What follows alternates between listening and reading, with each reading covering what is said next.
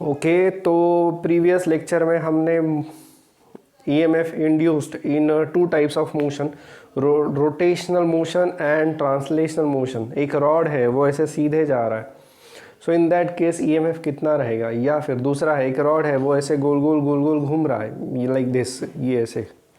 So in that case उसमें कितना EMF induce होगा, ये हमने प्रीवियस लेक्चर में देख लिया है।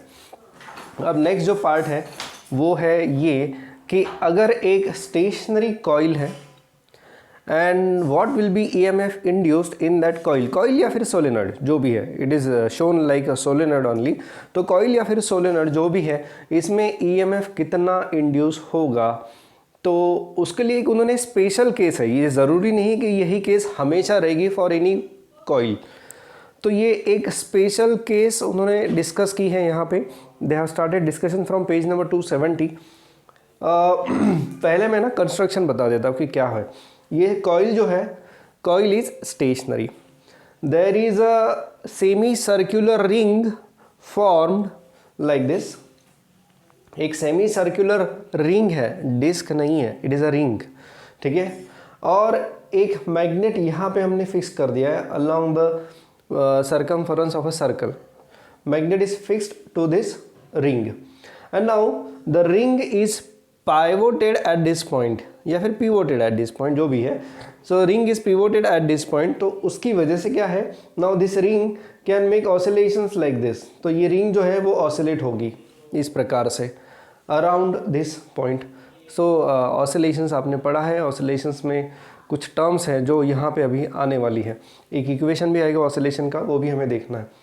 So the magnet is having mean position here. तो जब ये मैग्नेट, जब ये कॉइल जो है, सॉरी ये जो सेमी सर्कल है, जब ये ऑसिलेशंस करेगा, सो इन दैट केस ये जो मैग्नेट है वो ऐसे नीचे आएगा। एंड ये डायमेंशंस इस तरह से हैं कि ये पूरा का पूरा मैग्नेट जो है वो इस कॉइल के अंदर ट्रैवर्स कर सकता है, ठीक है। तो मीन पोजीशन जो ली है हमने ऑसिलेशन की, वो है ये।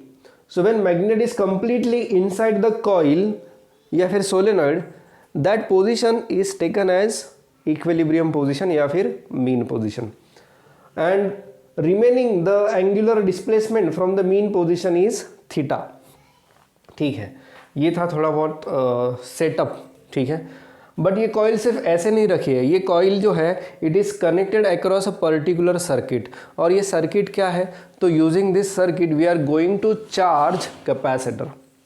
Bye using this circuit we are going to charge the capacitor. ये जो कैपेसिटर है ना, वो हम चार्ज करने वाले हैं। हमने कोई भी एक्सटर्नल बैटरी यहाँ पे कनेक्ट नहीं की है, यहाँ पे हमने कोई भी एक्सटर्नल बैटरी कनेक्ट नहीं की है टू चार्ज दैट कैपेसिटर, लेकिन फिर भी वो कैपेसिटर जो है वो चार्ज होने वाला है। और वो कैसे होने वाला है, that is based on the principle of electromagnetic induction. तो ये हम अभी करने वाले हैं, तो देखते हैं कैसे होने वाला है ये। सर्किट में जो कंपोनेंट्स है उसे समझ लेते हैं। ये कॉइल जो है ना, वो यहाँ पे हमने ऐसे कनेक्ट की है, ये सर्किट यहाँ पे नहीं दिखा है। तो ये सिस्टम जो है, ये जो मैकेनिज्म है ये अलग से दिखा है और ये सर्किट अलग से है, but basically this coil is part of this circuit. तो ये जो है ना, ये वो कॉइल है। Now there is a resistance, this is just use to control current. To control the current हमने एक रेजिस्टेंस यहाँ पे लगाया है। डायोड यहाँ पे हमने यूज़ किया है, आई होप आपको याद होगा डायोड। डायोड हमने पढ़ा था सेमीकंडक्टर में 11th में, बट फिर भी थोड़ा सा मैं इसके बारे में बताने वाला हूँ। तो एक डायोड हमने यहाँ पे यूज़ किया है। दिस इज़ द कैपेसिटर जो हमें चार्ज करना है, ये वो कैपेसिटर है जो हमें चार्ज करना है। तो जब कैपेसिटर चार्ज होगा तो there is a current through the circuit, यानी अगर सर्किट में करंट फ्लो हो रहा है तो हम ये पता कर सकते हैं कि yes there is a charging process going on. Capacitor charge हो रहा है ये हम बता सकते हैं। उसके लिए हमने यहाँ पे एक एमीटर कनेक्ट किया है, milliammeter. So this ammeter में अगर if this ammeter is showing some reading, इसका मतलब there is a current through the circuit, that means capacitor is being charged. Capacitor charge हो रहा है, ये हमें यहाँ से पता चलेगा जब यहाँ कोई करंट दिखा दिया तो, ठीक है। And in case if you want to find out the potential difference across capacitor, तो उसके लिए हम एक वोल्ट मीटर ऐसे कनेक्ट कर सकते हैं, ये ऑप्शनल है। आपको अगर पोटेंशियल डिफरेंस मेजर करना है अक्रॉस द कैपेसिटर, तो ये वोल्ट मीटर हम यहाँ पे कनेक्ट करेंगे बाय क्लोजिंग दिस स्विच। जैसे ये स्विच क्लोज करोगे, ये वोल्ट मीटर जो है वो आपको पोटेंशियल डिफरेंस दिखाएगा अक्रॉस द कैपेसिटर। तो ये था एक साधारण सर्किट, ठीक है। अब बढ़ते हैं आगे। कुछ ग्राफ यहाँ पे दिखा है, ये ग्राफ मैं बाद में डिस्कस करूँगा। This graph will be discuss during the process of this system. तो ये सिस्टम कैसे काम करती है उसी के ऊपर ये ग्राफ हम डिस्कस करेंगे। पहले जान लेते हैं थोड़ा सा डायोड के बारे में। तो डायोड क्या होता है? Diode is a device which conducts only in one direction. PN junction diode, इसके बारे में थोड़ी बहुत आपको आइडिया होगी क्योंकि ये पार्ट हमने पढ़ लिया था 11th के फिजिक्स में, सेमीकंडक्टर टॉपिक में। एनीवे, तो हमने क्या पढ़ा था उसको मैं थोड़ा सा शॉर्ट में बताना चाहूँगा। Diode is a device which conducts only in one direction. तो यही डायरेक्शन में करंट फ्लो होगा। अगर आप करंट पास करोगे इस डायरेक्शन में तो करंट पास नहीं होगा। For this direction diode acts as open circuit. For this direction diode acts as open circuit. तो करंट जब इस डायरेक्शन में रहेगा तभी डायोड कंडक्ट करेगा। सो हमने क्या किया यहाँ पे, मैं थोड़ा सा इसका वर्किंग आपको बता देता हूँ कि whenever we connect AC source across a diode, तो ये डायोड है, this is just a resistance. तो जब ये एसी सोर्स यानी क्या, ये सब positive cycle negative cycle, positive cycle negative cycle, ये ऐसा एक एसी वोल्टेज वेरिएशन रहता है। तो जब ये पार्ट पॉजिटिव रहेगा, ये पार्ट निगेटिव रहेगा, in that case diode is forward biased. In this case diode is forward बायस।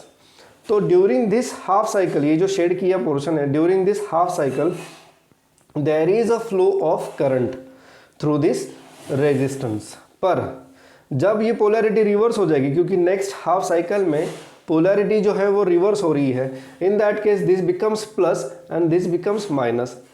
तो इन दिस केस क्या होगा, आपका जो डायोड है वो रिवर्स बायस्ड हो जाएगा। और जब डायोड रिवर्स बायस होता है तो डायोड जो है ना, it acts as open circuit, current flow नहीं होगा इस सर्किट में। So during this half cycle there is no current through the resistance. ये सर्किट में, पूरे सर्किट में करंट जो रहेगा वो जीरो रहेगा। अगेन जब फिर से ये दूसरा हाफ साइकिल शुरू हो जाता है तो फिर से ये प्लस हो जाएगा और ये जो पार्ट है ये माइनस हो जाएगा। In this case again there will be current through the circuit. So current flows in this circuit only in half cycle, इसे हम कहते हैं पॉजिटिव हाफ साइकिल। तो ये पॉजिटिव हाफ साइकिल में ही करंट फ्लो होगा और दूसरे हाफ साइकिल में करंट फ्लो नहीं होगा। ये है एक सिंपल वर्किंग ऑफ डायोड। ये बस मैं यहाँ पे एक इंट्रोडक्टरी वर्किंग बता रहा हूँ, we are not going into details of the diode. हालांकि ये हमने देख लिया है शायद से 11th सेमीकंडक्टर में, और नहीं तो जो 12th का जो सेमीकंडक्टर उसमें फिर से हम एक बार इसको देख लेंगे अच्छे से। तो फिलहाल के लिए ये डायोड का वर्किंग था। कंक्लूजन ये है कि diode conducts only in one direction, opposite direction में डायोड कंडक्ट नहीं करता। This is PN junction semiconductor diode, ठीक है। अब बढ़ते हैं वर्किंग की तरफ। हाँ जी, तो अब वर्किंग थोड़ा सा समझ लेते हैं कि क्या होने वाला है। सो ये जो सेमी सर्क्यूलर रिंग है, it is pivoted at this point. तो उसकी वजह से ये रिंग जो है ये ऑसिलेशंस करते रहती है इस प्रकार से। और जैसे मैंने कहा है कि मेन पोजीशन जो है वो कौन सी ली है हमने, जब ये मैग्नेट पूरा का पूरा ये सोलेनॉइड के अंदर या फिर कॉइल के अंदर रहेगा, that is considered as mean position. और इतना ही नहीं है, मैग्नेट यहाँ से फिर से इधर जाएगा और ये इस तरह से ऑसिलेशंस करेगा। मैं मैग्नेट के ऑसिलेशंस बता रहा हूँ, तो ये इस तरह के ऑसिलेशंस इस मैग्नेट के रहेंगे। क्या हो रहा है यहाँ पे, तो यहाँ पे ये हो रहा है कि जब वो मैग्नेट दूर है, तो the flux passing through the coil, of course there is a magnetic flux passing through the coil, पर जब वो मैग्नेट दूर रहेगा, in that case flux passing through the coil is minimum. So in that case ये जो flux है, this is a y axis which shows flux, this is variation of time, यानी this is time axis। तो जब ये magnet दूर रहेगा तो the flux passing through the coil is minimum। जैसे ही ये मैग्नेट नज़दीक आना शुरू हो जाएगा, the flux will go on increasing. देखो पोल स्ट्रेंथ मैक्सिमम रहती, magnetic flux is maximum near the poles of magnet. तो जैसे ये पोल जो है मैग्नेट का ये नज़दीक आ जाएगा, suddenly there will be increase in flux, suddenly there is increase in flux. तो BC जो पार्ट है ये कब होगा, जब ये मैग्नेट नज़दीक आ जाएगा।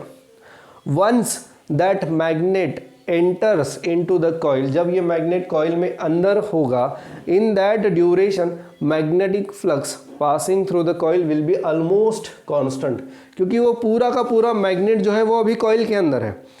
सो यहाँ से लेके यहाँ तक जब वो मैग्नेट पास होगा, यहाँ से लेके यहाँ तक, so during that time duration magnetic flux through the coil is constant. So CD जो पार्ट है ना इस ग्राफ का, वो ये बताता है कि that magnet is completely inside the coil. अब क्या होगा नेक्स्ट, वो यहाँ तक रुकेगा नहीं, मैग्नेट और आगे जाएगा, क्योंकि these are the oscillations which are going on. तो जब ये मैग्नेट और दूर जाएगा तो जैसे ही ये मैग्नेट दूर चला जाएगा, again the flux passing through the coil will decrease, that is shown by graph DE। तो ये था variation.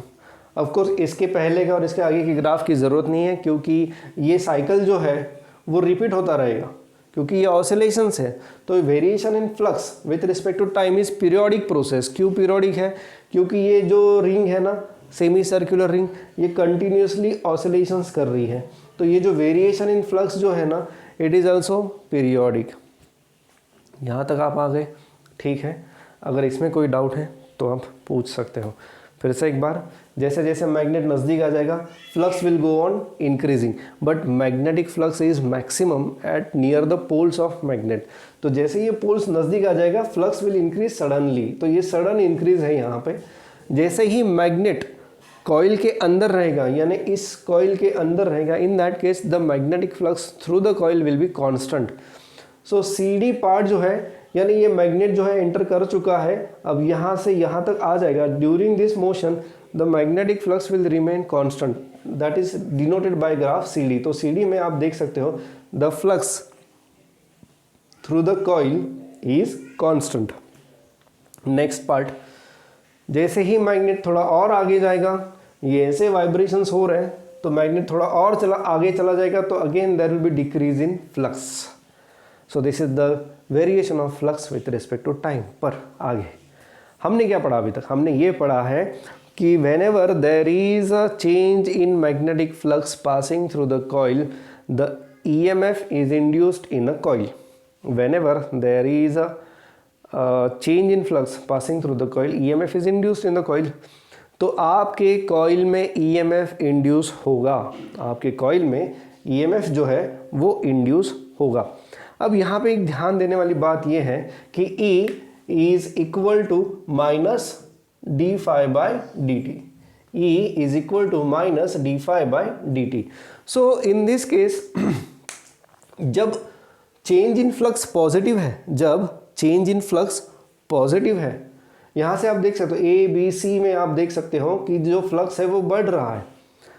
So d phi by dt is also positive term when the flux is increasing from ABC. So in that case the d phi by dt is also positive term, पर E is minus d phi by dt। तो अगर ये positive है, और ये positive क्यों है? क्योंकि यहाँ पे फ्लक्स बढ़ रहा है, पर E is minus d phi by dt, तो यहाँ पे जो EMF इंड्यूस होगा that will be negative. EMF induce होगा दैट विल बी निगेटिव। इस ग्राफ को ज़रा अच्छे से समझ लेना। देखो यहाँ पे EMF निगेटिव क्यों जा रहा है? Because E is minus D phi by D T. During this part ABC यहाँ पे फ्लक्स बढ़ रहा है, so D phi by D T is positive, but E is minus D phi by D T. In that case आपको जो EMF है वो भी निगेटिव है। एक सवाल आपके मन में है, यहाँ से लेके यहाँ तक कोई भी EMF इंड्यूस क्यों नहीं हुआ है? कहाँ से लेके कहाँ तक? ये यहाँ से लेके ये वाला पार्ट जो है ना, इधर से लेके इधर तक यहाँ पे दिखाई दे रहा है कि there is no EMF induced in a coil. क्यों नहीं हुआ? वो इसलिए नहीं हुआ क्योंकि आप देख सकते हो यहाँ से लेके यहाँ तक जो है flux passing through the coil is almost constant. Flux passing through the coil is almost constant. तो अगर आपका ये फाई जो है ये कांस्टेंट है, so derivative of constant is zero. Derivative of constant is zero. तो यहाँ से लेके यहाँ तक जो है आपका फ्लक्स कांस्टेंट है, अगर आपका फ्लक्स यहाँ पे कांस्टेंट है, so derivative of that flux is zero. तो derivative of flux is zero यानी क्या ज़ीरो हो जाएगा, EMF induced is also zero, और उसकी वजह से यहाँ से लेके यहाँ तक कोई भी ईएमएफ इंड्यूस नहीं हुआ है। बढ़ते हैं आगे। Again we start from D E F. So D E F से जब हम शुरुआत करते हैं तो हमें पता चलता है कि now the flux is decreasing. Flux क्यों डिक्रीज हो रहा है, फ्लक्स इसलिए डिक्रीज हो रहा है क्योंकि ये मैग्नेट अभी यहाँ से ऐसे दूर जाने वाला है। तो मैग्नेट अगर दूर जाने वाला है तो इन दैट केस फ्लक्स डिक्रीज होगा। फ्लक्स अगर डिक्रीज हो रहा है तो उसकी वजह से क्या हो जाएगा, d phi by D t, rate of change of flux with respect to time will be negative. क्यों निगेटिव है, क्योंकि फ्लक्स डिक्रीज हो रहा है। अगर फ्लक्स आपका डिक्रीज हो रहा है so E is equal to minus D phi by D t, minus minus क्या हो जाएगा, पॉजिटिव हो जाएगा। And that's why here we are getting positive E M F induced, here we are getting positive E M F induced. और ये जो cycle है ना ये रिपीट होता रहेगा। तो वो मैग्नेट ऐसे यहाँ से लेके यहाँ तक आ जाएगा तो आपको ये साइकिल मिलेगा। अब वापस से वो यहाँ से लेके यहाँ तक जाएगा तो again you will get similar cycle, क्योंकि फिर से फ्लक्स बढ़ेगा। जब वो रिटर्न आएगा तो फिर से फ्लक्स बढ़ेगा। तो इन that case again you will get negative EMF induced in that coil. यहाँ तक आ गए। अगर ये क्लियर हो रहा है तो मैं अभी आगे बढ़ रहा हूँ। So this here basically we are not getting continuous EMF, we are getting spikes of EMF, we are getting pulses of EMF। तो ये जैसे यहाँ पे pulses हमें मिल रहे हैं ना, ये AC सप्लाई है। तो AC सप्लाई में भी basically we are getting pulses only. ये ऐसी एक पल्स है, ये दूसरी पल्स है, ये पॉजिटिव पल्स, ये निगेटिव पल्स। तो हमें पल्सेस ही मिलती हैं। और ये क्यों मिलती है ना, ये भी हम इसी चैप्टर में डिस्कस करने वाले हैं। Why we are getting sinusoidal graph. ये जो ग्राफ है ना इसे कहते हैं साइनोसाइडल ग्राफ। ये साइन फंक्शन रहता है इसमें basically, but in short we can say approximately कि these are the pulses. So यहाँ पर भी हमें, हाँ ये पल्सेस जो है ना वो बहुत स्मूथ पल्सेस है। और यहाँ पे ये जो पल्सेस है ना इसे हम एग्जैक्टली बोल सकते हैं ये स्पाइक है। So we are getting pulses. Now using this pulses in voltage we are suppose to charge the capacitor. तो ये पल्सेस कहाँ जनरेट हो रही है, ये पल्सेस जनरेट हो रही है अक्रॉस द कॉइल। ये कॉइल में जो ईएमएफ इंड्यूस हो रहा है ना वो यहाँ पे जनरेट हो रही है। तो ये पल्सेस जब जनरेट हो रही है तो एक बार पॉजिटिव पल्स जनरेट हो रही है और एक बार निगेटिव पल्स जनरेट हो रही है। तो बेसिकली क्या है ना, तो जब ये निगेटिव पल्स रहेगी ना तो ये जो निगेटिव पल्स है ना यहाँ पे निगेटिव और यहाँ पे पॉजिटिव हो जाएगा। जब ये निगेटिव पल्स रहेगी तो यहाँ पे निगेटिव और ये यहाँ पे positive. In that case diode is forward bias and there is no current through the circuit. Capacitor में से कोई भी करंट फ्लो नहीं होगा। पर जब ये पॉजिटिव पल्स आ जाएगी so in that case this is positive and this is negative, तो तब क्या हो जाएगा, there will be flow of current through the diode and this capacitor will be charged. This capacitor will be charge. तो सिर्फ एक ही ये positive pulse में ही आपका कैपेसिटर जो है वो चार्ज होगा, निगेटिव पल्स में आपका कैपेसिटर चार्ज नहीं होगा। तो ये एक वर्किंग था। अब एक सवाल है, अगर हम डायोड को निकाल ही देते हैं तो हमें दोनों पल्सेस में कैपेसिटर चार्ज हो जाएगा। ये डाउट आपके मन में रह सकता है तो इसलिए वो भी मैं बता देता हूँ। डाउट ये होगा कि अगर हम डायोड को ही निकाल दें तो दोनों पल्सेस में हम कैपेसिटर को चार्ज करेंगे। ठीक है, वो भी करके देखते हैं। तो अगर मैं डायोड को हटा दूं यहाँ से, तो अब देखो मान लो ये पॉजिटिव पल्स है तो capacitor will be charge like this, plus plus plus and minus minus minus minus. पर अब नेक्स्ट ये वाली हाफ साइकिल में क्या हो जाएगा, ये निगेटिव हो जाएगा और ये पॉजिटिव हो जाएगा। तो उसकी वजह से अब ये निगेटिव जो है ये पॉजिटिव को पूरी तरह से न्यूट्रलाइज करेगा और ये जो पॉजिटिव है ये निगेटिव को न्यूट्रलाइज करेगा। That means in next half cycle, यानी एक साइकिल में वो चार्ज होगा तो दूसरी हाफ साइकिल में जो कि अपोजिट है उसमें वो कैपेसिटर पूरा न्यूट्रलाइज हो जाएगा, यानी कैपेसिटर के ऊपर चार्ज ही नहीं बचेगा। तो चार्ज और तुरंत डिस्चार्ज, चार्ज तुरंत डिस्चार्ज हो जाएगा। ये हमें नहीं चाहिए। हमें क्या चाहिए, हमें बस वो कंटिन्यूसली चार्ज होना चाहिए। तो होता ये है, तो उसी के लिए हमें क्या चाहिए basically, there should be only one cycle, there should be only one half cycle that should pass through the capacitor. और उसी के लिए हम सिर्फ डायोड को यूज कर सकते हैं। और डायोड क्या करेगा, सिर्फ एक ही साइकिल पास करेगा थ्रू द कैपेसिटर। तो उसकी वजह से एक साइकिल में मान लो ये पोटेंशियल डिफरेंस है और ये टाइम है, तो एक साइकिल में थोड़ा चार्ज हो जाएगा, फिर दूसरे साइकिल में तो और थोड़ा, फिर तीसरे साइकिल में और थोड़ा चार्ज होगा, तो ऐसे वो धीरे धीरे चार्ज होते जाएगा। एंड ये पोटेंशियल डिफरेंस जो है ना, जो कैपेसिटर के अक्रॉस धीरे धीरे बढ़ेगा, that can be measured by using this volt meter. तो ये इस तरह का ग्राफ आपको मिलेगा अगर आप इसे देख सकते हो तो, बट हालांकि आप नहीं देख सकते और ऐसा ग्राफ दिया भी नहीं है, बट एनीवे तो ये पोटेंशियल डिफरेंस है ना, वो थोड़ा धीरे धीरे बढ़ते जाएगा क्योंकि कैपेसिटर सिर्फ एक ही स्पाइक की वजह से चार्ज हो रहा है। अब बढ़ते हैं नेक्स्ट। तो आई होप आपको ये पूरा वर्किंग समझ में आ गया होगा, और अगर इसमें फिर भी कोई डाउट है तो आप डाउट पूछ सकते हो। और कुछ बताना है मुझे, लेट मी सी, ठीक है, हाँ। और जब ये कैपेसिटर चार्ज हो जाएगा, जब ये कैपेसिटर चार्ज हो जाएगा, फुल्ली चार्ज हो जाएगा, क्योंकि कैपेसिटर के ऊपर भी एक नहीं, ऐसा नहीं है, बेसिकली डिपेंड्स कि ये मैक्सिमम वोल्टेज आप कितना दे रहे हो। जितना ज़्यादा मैक्सिमम वोल्टेज आएगा उतना ही वोल्टेज पे कैपेसिटर चार्ज हो जाएगा। देखो ऐसा ज़रूरी नहीं कि इनिशियली एक ही पल्स में वो कैपेसिटर पूरा चार्ज हो जाएगा, because there is also resistance, ठीक है। सो कुछ पोटेंशियल डिफरेंस उसके अक्रॉस चला जाएगा। सो मैक्सिमम जब कैपेसिटर एक वोल्टेज तक चार्ज हो जाएगा, इन दैट केस आपका सर्किट अभी भी शुरू है, आपके ऑसिलेशंस अभी भी शुरू है, बट आपको पता चलेगा कि यहाँ पे करंट जो है ना वो ज़ीरो है, करंट ज़ीरो है, ऑसिलेशंस चालू है, ठीक है। तो ये इंडिकेट करता है कि आपका कैपेसिटर जो है वो फुल्ली चार्ज्ड हो गया है, ये यहाँ पे आपको इंडिकेशन मिलेगा। सो ये था discussion about working of this total system. अब इस टोटल सिस्टम में कहीं पर भी कोई आपको डाउट है तो आप डाउट्स पूछ सकते हो, और अन्यथा मैं अभी आगे बढ़ूंगा towards the mathematical part of this system. तो बढ़ते हैं आगे। Next,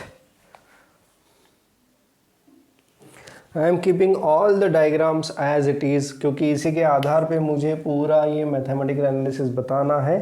but let us start with the Faraday's law.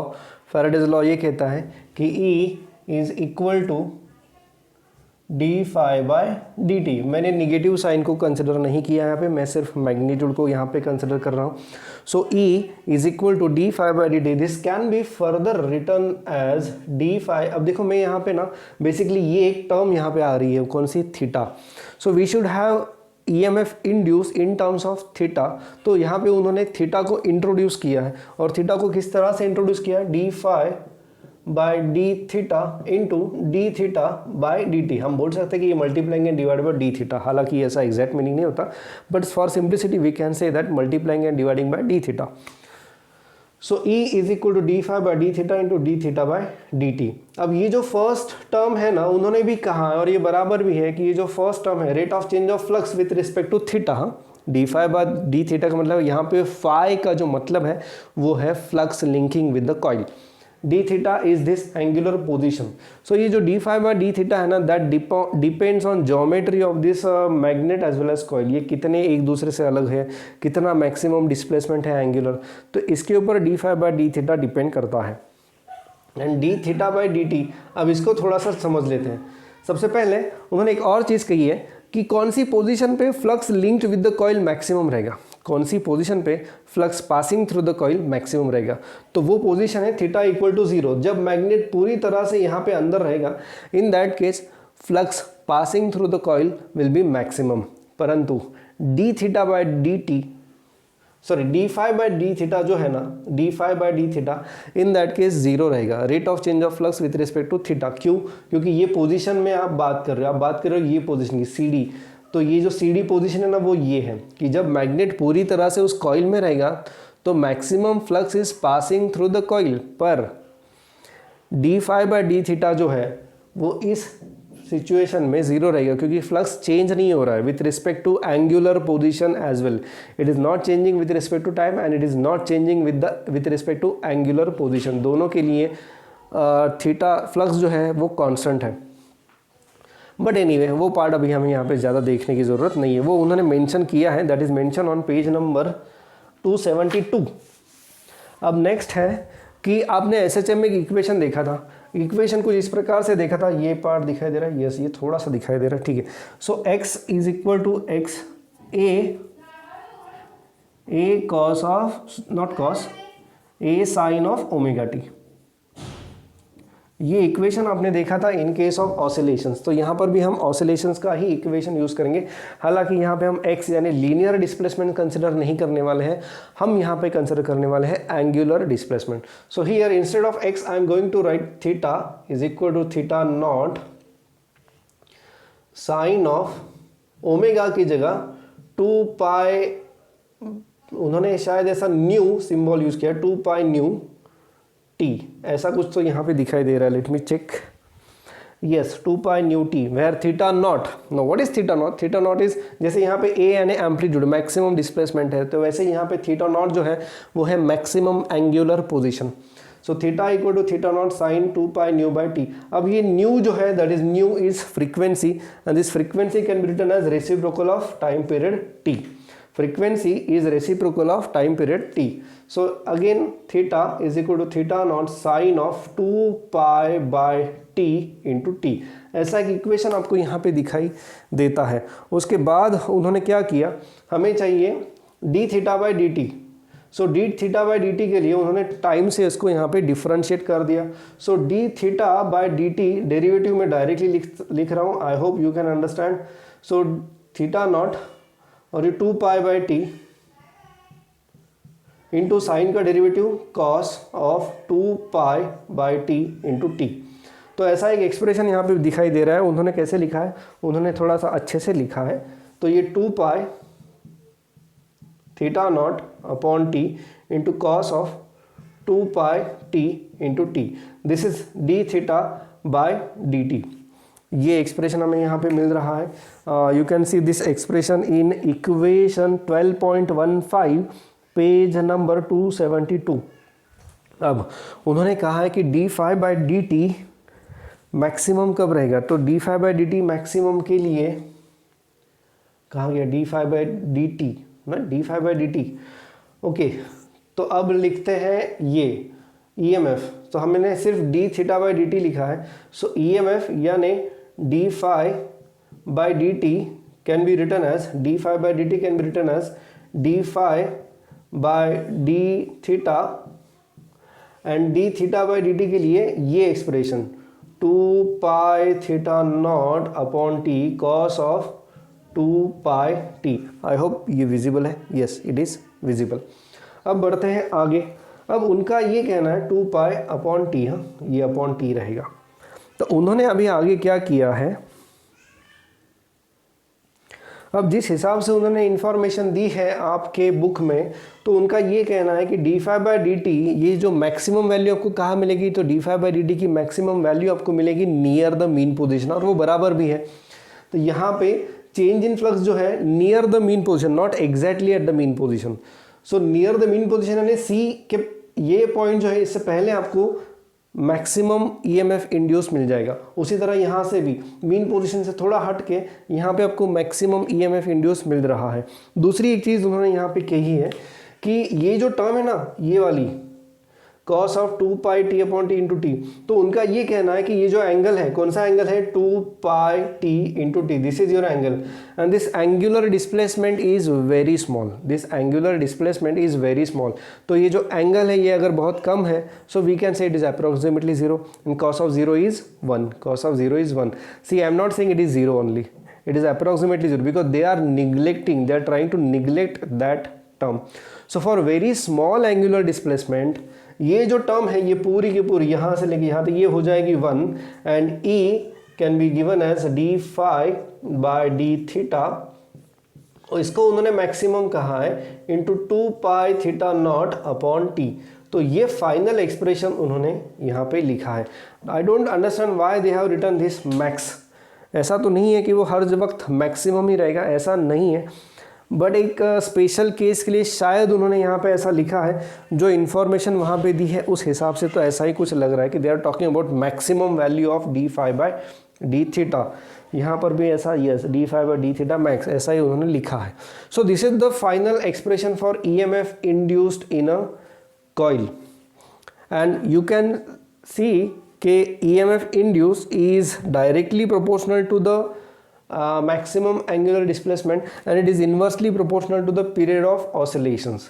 तो ये कंक्लूडिंग पार्ट उन्होंने यहाँ पे कर लिया है।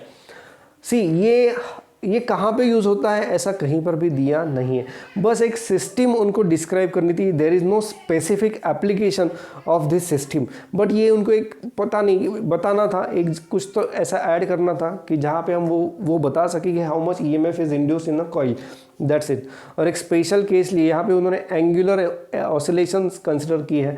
हो सकता है कि we can also consider linear oscillation, की एक ऐसा मैग्नेट है जो ऐसे लीनियर एसएचएम परफॉर्म कर रहा है, it is passing through the coil, तो वो मैग्नेट ऐसे एसएचएम कर रहा है, ऐसा भी हम बता सकते हैं। But they have not taken any system like this, उन्होंने ये ऐसी सिस्टम पकड़ी है, तो कोई बात नहीं। According to this system we are getting this EMF equation, this is the EMF induced in a coil, that's it. बस इतना ही टॉपिक है and without any specific application, बस एक कोई तो एक स्ट्रक्चर उन्होंने लिया है ना, according to that structure they have try to explain EMF induced in a coil.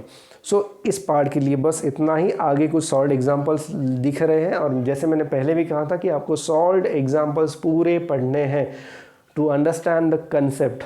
सो अभी के लिए बस इतना ही। नेक्स्ट है जनरेटर्स, वो मैं नेक्स्ट लेक्चर में शुरू कर दूंगा।